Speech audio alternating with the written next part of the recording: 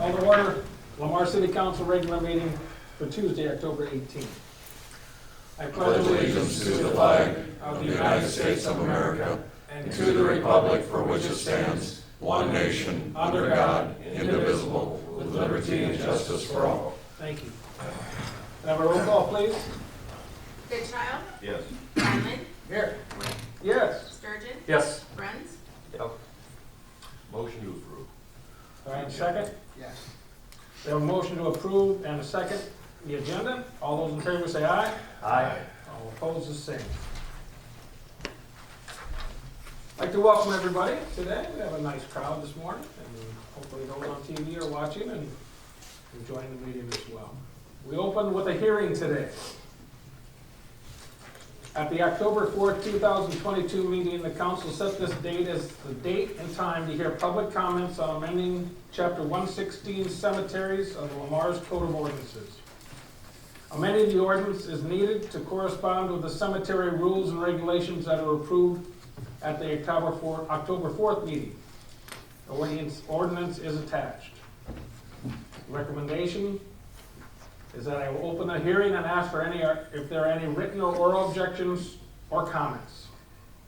Anyone in the audience like to speak to it? Chief, you got any more? All right.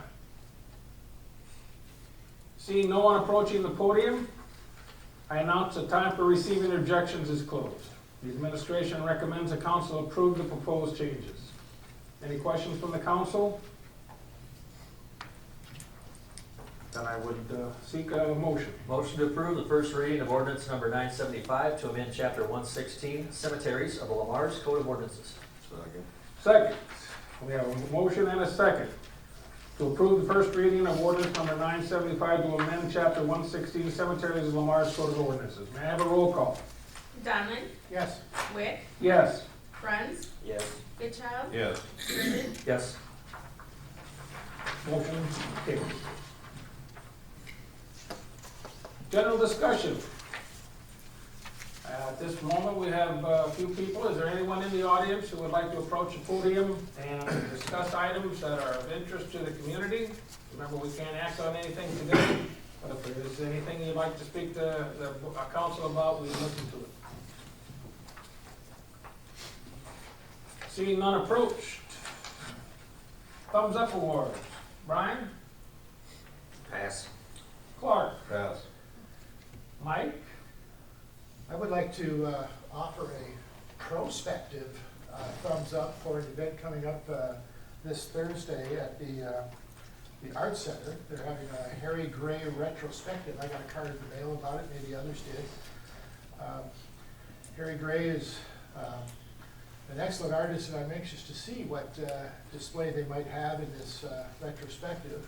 I'm reminded of his work as I think back at the mural that he did at Floyd Valley Healthcare on the south side of the building. It's a huge piece of work, extremely beautiful and a little bit tucked away and hidden for a little bit of a challenge for people to enjoy. But I certainly offer Harry and the Arts Council a heads up for having this event and encourage people to go check that out. What were the dates on that? It says, I'm not sure how long the display is, but there's this Thursday, October 20th, join us 5 to 7. Okay. I hope that means everybody. It does that Better order more coffee. I'm gonna come right at 5 in case there's a line now. It says public opening reception, so I imagine it's gonna be a display that we can enjoy for a period of time, but it starts this Thursday, October 20th. Thank you. Mark? Pass. All right, thank you, everyone. Move on to consent items. All items listed under consent agenda will be enacted by one motion. There will be no separate discussion on those items unless the request is made prior to the time the council votes on the motion. Today we have 7. Approval of the October 4, 2022 regular meeting minutes. List of bills for periods ending 10/14/22. Monthly financial statements for September 2022. Temporary premise transfer of liquor license to KC's. Floyd Valley Foundation fundraiser at the fairgrounds. the urban revitalization tax exempt requests, request to close streets, Christmas in hometown Lamar's, and policies and procedures regarding municipal securities. Any of those like to be discussed or pulled before we act on them? Is the request for the downtown closing the streets larger than it was last year? I believe, I think Central Avenue is new. Central Avenue is new, Okay. just for Saturday. On the east fairway, that's all the same as it was last year? I believe so, because they had Christmas tree sales in what used to be the pharmacy Yeah. parking lot. They used to Okay. have, they had Christmas tree sales Okay. there, so. Yeah, I think everything else stays the same. Okay. Jacob, do you have anything to add on to the policies and procedures regarding municipal securities?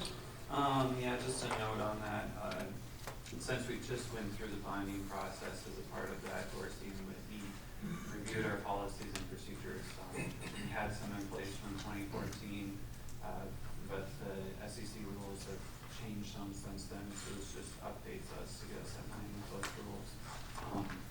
One of the changes is item number 3 under the rules, which is education of staff and elected officials.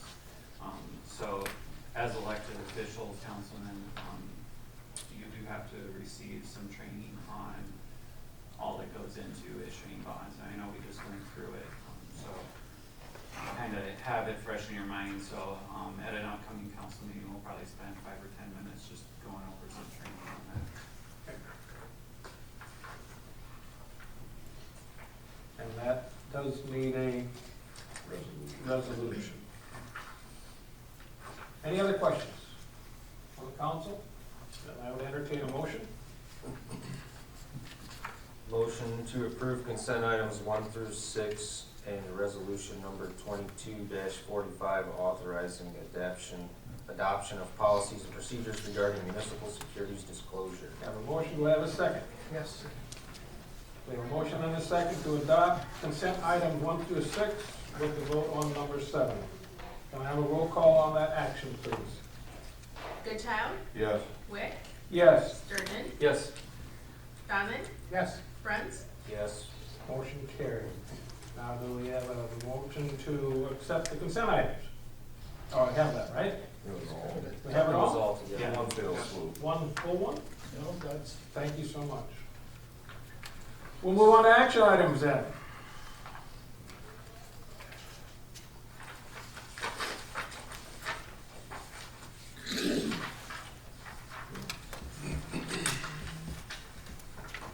Our first action item is the Floyd Valley Healthcare Audit Report. Denman and Associates will be at the council meeting to present the Lamar's Floyd Valley Healthcare Audit Report for the year ended June 30th, 2022. We have been provided an electronic copy, so we're ready to hear the report. Good afternoon, council people. Thank you for inviting me today. My name is Steve Brown. I'm a partner with Denman and Company in West Des Moines, Iowa. I've been involved with the on-site audit of the hospital and foundation's financial statements the last 3 years. So I'm happy to give an overview of the financial statements as they are a component of the city of Lamar's. So you guys need these first before you can complete your audit, so I'm happy to present them here today. I'm not going to go down through every page of the 58 pages here, but I'm going to cover a few items here that have changed or of significance during this year. The first and foremost is our audit report and opinion. The auditor's report has changed, moved the opinion to the very top, and it is a clean or an unmodified opinion. One recent accounting change that was adopted by the hospital was GASB 87. That's related to leases. Fortunately, the hospital does not have any significant operating leases, so there was no material changes to the financial statements from last year. Quite simply, if the hospital had large operating leases, those would need to be capitalized and brought onto the balance sheet as both an asset and a liability. That's a new change, and it may be some significance to other components of the city, so I thought I'd just bring it to your attention, but for the hospital, it did not have any sort of material impact. as you look at the financial statements, you'll see that they have a very strong year, a very strong set of financial statements. Gross patient revenues were up over 3% over the prior year. Cash and CDs have increased by over $2.1 million to $34 million as of June 30. When you consider that's over half of the assets of the hospital, it's a very strong position to be in.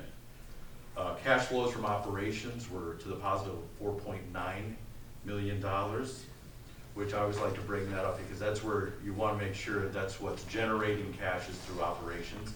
And over the last 24 months, hospital cash flows have generated over $9 million to the hospital. Obviously, as you're aware, the hospital is undergoing a expansion project.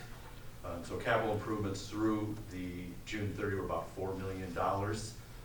The bonds that you approved, or the resolution that were adopted this past year, only $4.2 million have been drawn down, and that was the refunding piece. So through June 30, no additional funds have been drawn down on the approved bonds. The foundation also contributed $1.4 million to the hospital during the year, and the hospital also sold the farmland that was held in the trust during the year of $2.6 million was generated through that. It's been held in a trust a number of years, and when that individual died, then that was approved for sale and liquidated. Other than that, the hospital was in compliance with regards to its budget, and we had no other compliance findings or anything that should be brought to your attention at this point in time.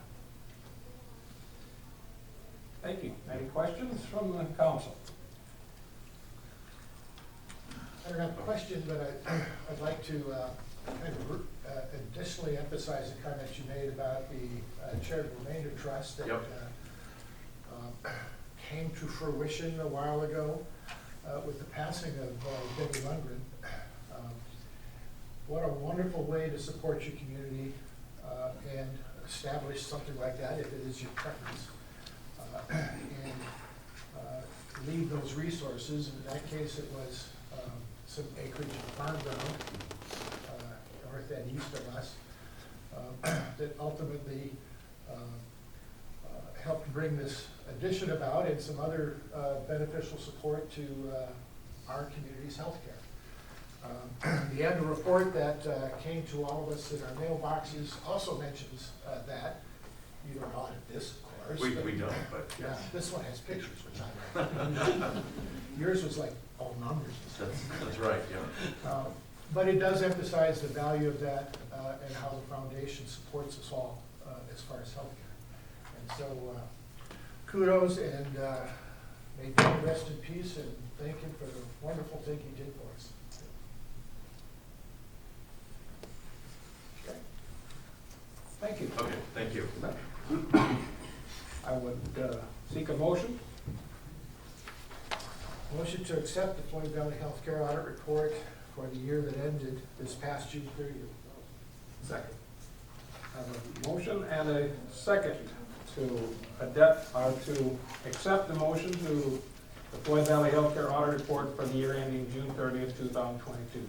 All those in favor say aye. Aye. Those opposed, the same. Motion carried. Item 2, police vehicle purchase. Police Chief Vanderbeck is requesting the purchase of one additional fully equipped police vehicle. The cost breakdown and reasoning is attached. This is an addition of a vehicle and not a replacement. I see Chief at the podium, so I'm going to let Chief Vanderbeck speak to this. Councilman and Mayor Pro Tem, the reason I'm asking for a new marked unit is there's two reasons to this.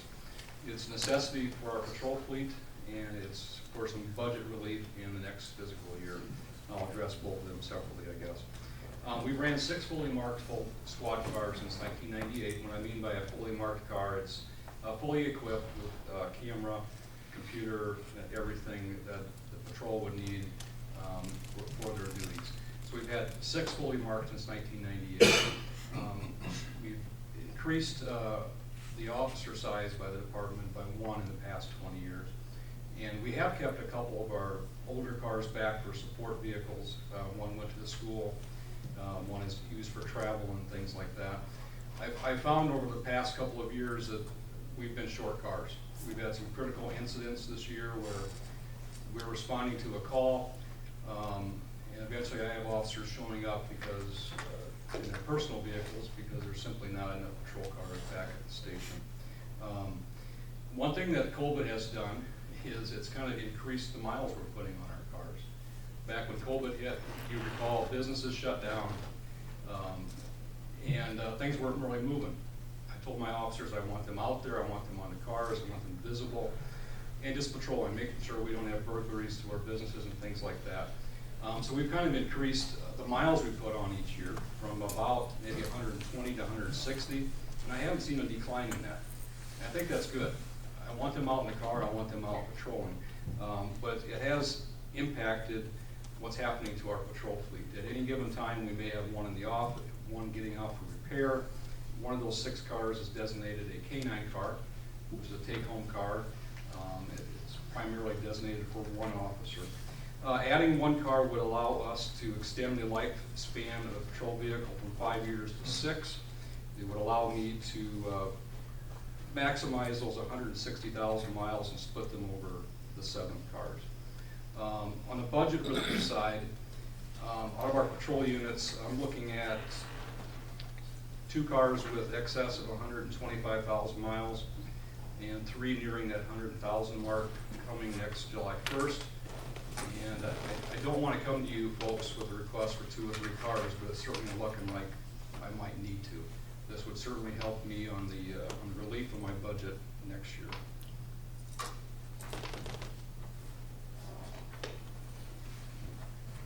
Anything else, Kevin? I guess I'm open to, Okay, questions? questions. Anyone? I'm kind of impressed that, you've mentioned since 1998 how it's been relatively stable in terms of It has. police force and stuff like that, but our community itself has expanded by more than 20%, just based on population. Yeah, I did contact, or I put out a request on my chief's forum to 10 cities similar in size to us. Those comparables are 9,000 to 11,000. And I did get 6 responses back, and these are cities comparable in size. Carroll, Waverly, and Spencer have 7 fully marked cars, while Storm Lake, Norwalk, and Pella have 8. And I'm just asking to get to that 7 number. That's good to know. So, how many unmarked do we have? I have a older car that's in the school resource position. That's a marked car. We have a Tahoe, which is a 2013, which is our travel car, and also assigned to Assistant Chief Dale. And I have a older squad car that's assigned to myself.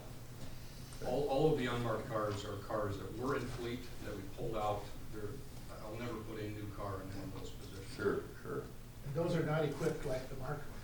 They do have a radio and lights, but they don't have the camera systems, they don't have the computers, they don't have some components that are really expensive, actually.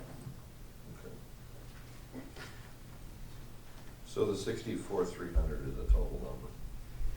I'm thinking that is a total number. On the cars themselves, Explorers are not an option. They stopped production. Chargers may not be an option, and Durangos may not be an option. Right now, Tahoes are really the ones that are in production. Okay. You're kind of at the mercy of the big 3 of what they're making right now. Right, The Tahoe is simpler. The financial impact of this would be paid through the American Rescue Plan Act funds that could be used for the purchase, and this is what we approved at the previous meeting when asked, as needed, they would come back to the, so. Any other questions? I'd make a motion approving the purchase of 1 additional fully equipped police vehicle using the American Rescue Plan Act funds at an estimated total cost of $64,300. Do we have a second? I'll second We have a motion and a second to approve the purchase of one additional fully equipped police vehicle using the American Rescue Plan Act funds at an estimated total cost of $64,300. All those in favor say aye. Aye. Those opposed, the same. Motion carried. Thank you, Councilman. Thank you, Chief.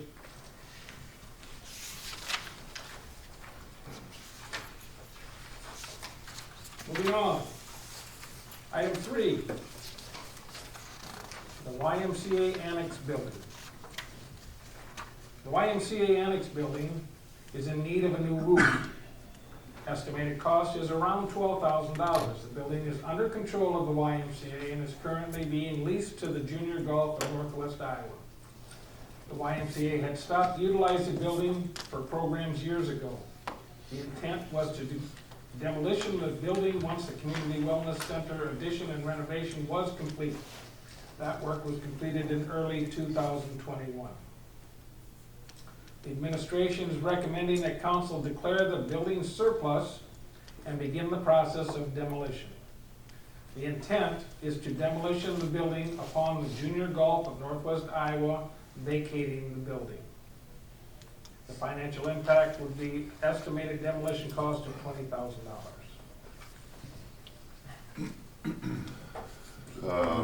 All I listed was the roof, that needs repair. Not the windows?